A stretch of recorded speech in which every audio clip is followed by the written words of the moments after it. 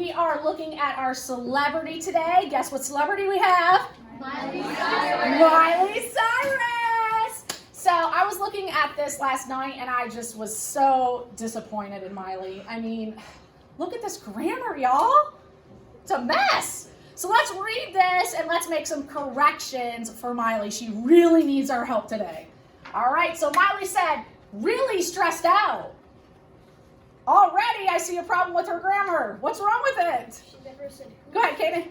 She didn't put I'm. Yes, I am really stressed out, or I apostrophe M. She has no subject in there. So we need a subject. Thank you, very good. Crying only makes me feel worse, but I can't help it.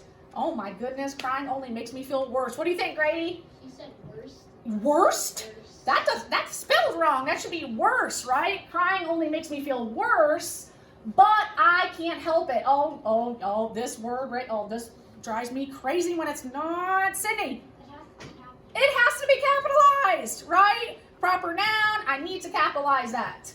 I am finally getting to perform #WCS, and now this is happening. So I see another couple little issues going on in here, and we'll see if you guys can pick those up. Charlotte?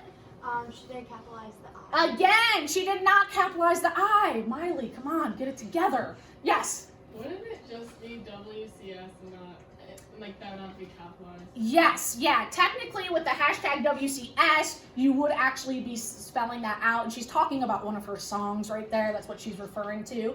Does anybody know where a comma should go? Because there's actually 2 commas that should be in this. Grant. Maybe after WCS. Yes, after WCS. Okay, right before and, because I'm joining 2 independent clauses, and one more. Grady? After now. Nope. One more. Anybody find it? Think about 2 independent clauses that we're joining together. After worst. You got it. After worse, there should be a comma because I'm joining 2 independent clauses. Good job.